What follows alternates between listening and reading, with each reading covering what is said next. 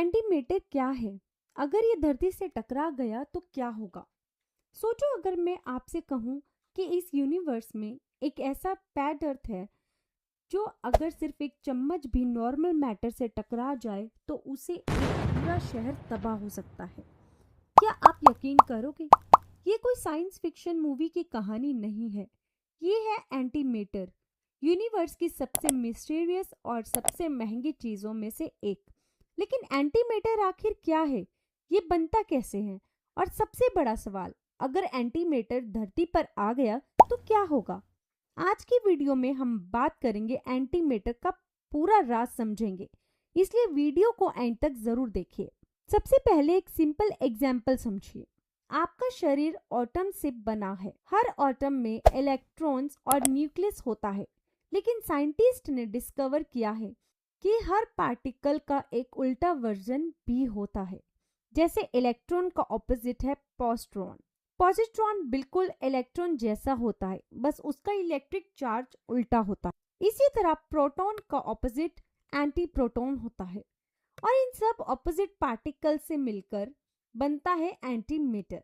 यानी एंटीमेटर कोई अलग सब्सटेंस नहीं है, बल्कि नॉर्मल मैटर का मिरर वर्जन है। अब यहाँ से कहानी इंटरेस्टिंग हो जाती है।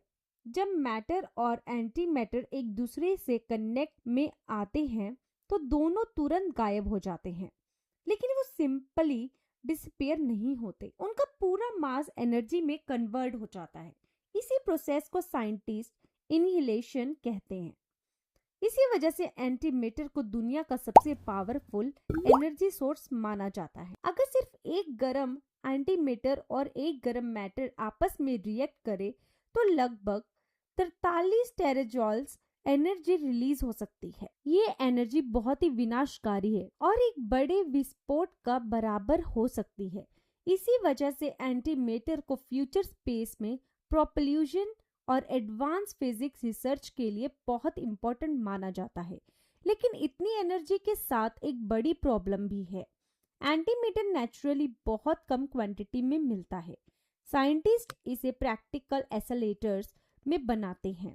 दुनिया की सबसे बड़ी फिजिक्स लेबोरेटरीज में से एक CERN है। हर साल बहुत ही छोटी क्वांटिटी में एंटीमेटर प्रोड्यूस करती है।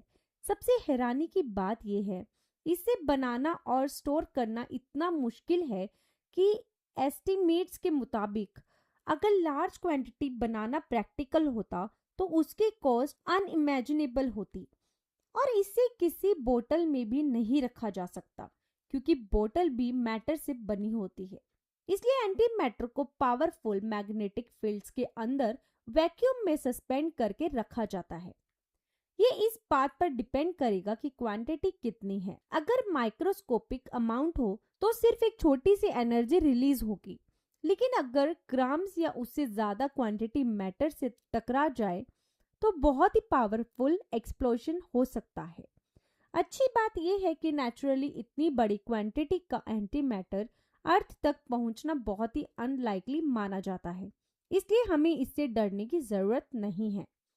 साइंटिस्ट का मानना है कि फ्यूचर में एंटीमैटर का यूज डीप स्पेस मिशंस के लिए हो सकता है, क्योंकि ये फ्यूल के कंपैरिजन में बहुत ज्यादा एनर्जी दे सकता है।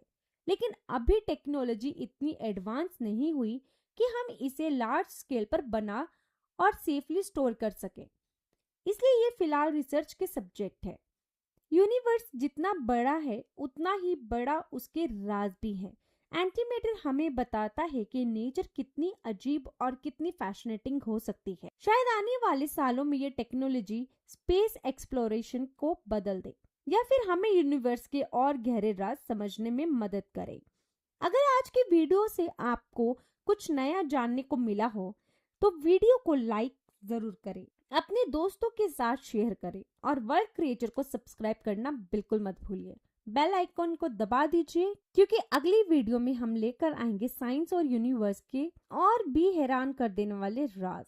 मैं मिलूंगी आपसे अगली वीडियो में। तब तक के लिए सवाल पूछते रहिए, सीखते रहिए और याद रखिए, यूनिवर्स के पास अभी भी बहुत से राज छुपे हुए हैं।